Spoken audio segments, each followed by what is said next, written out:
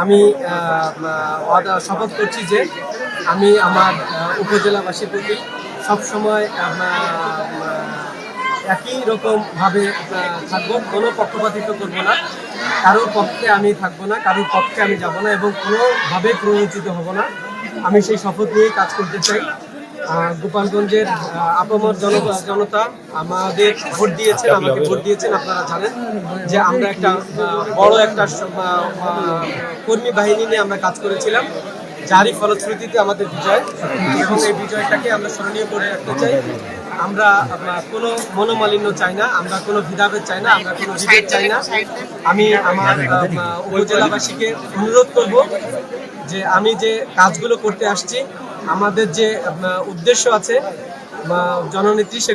জননেত্রী আমাদের শেখ হাসিনা, আমাদের মহান নেত্রী, আমাদের সবার প্রিয় নেত্রী, ওনার উদ্দেশ্য এবং আমাদের জননেতা শেখ ফজলুল করিম সেলিম ভাইয়ের উদ্দেশ্য আমাদের স্মার্ট বাংলাদেশ গঠন করা। সেই স্মার্ট বাংলাদেশ গঠন করাই আসলে আমার মূল উদ্দেশ্য।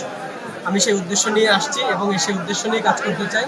আমি আমার উপজেলার সর্বসাধারণকে এবং আমার যারা ভাইরা আছেন, আমার মুরব্বীরা আছেন, আমার যুবক ভাইয়েরা আছেন, আমার ছোট ভাইয়েরা আছেন এবং আমাদের যে প্রশাসন আছে, প্রত্যেককে বলবো আমাকে সহযোগিতা করতে।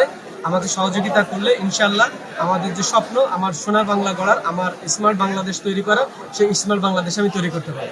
আমি বিশেষ তো বললামই, আমরা গতকালকেও আমরা আইসিটি মিনিস্ট্রিতে মিটিং করেছি। আমাদের প্রায় 15 লক্ষ বেকারত্ব দূরীকরণের সম্ভাবনা তৈরি হয়েছে আইসিটি ডিভিশনে, এবং আপনারা সবাই জানেন যে গোপালগঞ্জে লক্ষাধিক বেকার যুবক আছে, শিক্ষিত বেকার যুবক, এবং আমি এই শিক্ষিত বেকার যুবকদের কর্মসংস্থানের ব্যবস্থা করব, এটাই আসলে আমার মূল লক্ষ্য। এবং আপনারা জানেন যে গোপালগঞ্জে যে কাজগুলো হচ্ছে, সেই কাজগুলো যেখান থেকে শেষ হয়েছে আমি সেখান থেকে শুরু করব, এবং ইনশাল্লাহ আমি আমার যে সময় আছে 5 বছর, আমি চেষ্টা করব যে এইটা যেন স্মরণীয় হয়ে থাকে মানুষের কাছে, গোপালগঞ্জবাসীর কাছে। আমরা আইসিটি ডিভিশনেই কিন্তু আমাদের 15 লক্ষাধিক বেকার সমস্যার বেকার লোকের কর্মসংস্থানের সুযোগ তৈরি হচ্ছে, সে ব্যাপারে আমরা কাজ করতেছি। সেই জায়গায় কিন্তু আমাদের কাজ করতে হবে, আমরা সেই জায়গাটাই কাজ করব।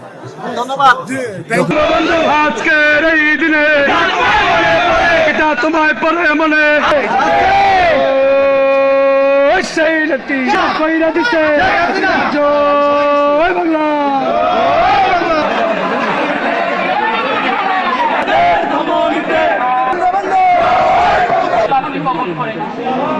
আল্লাহ এক দয়ার নবী শেখ মুজিবুর রহমানকে আল্লাহ আপনি বেহেশত নসিব করুন, জান্নাতুল ফেরদাউস নসিব করে দিন, আম্মাকে বেহেশত নসিব করুন।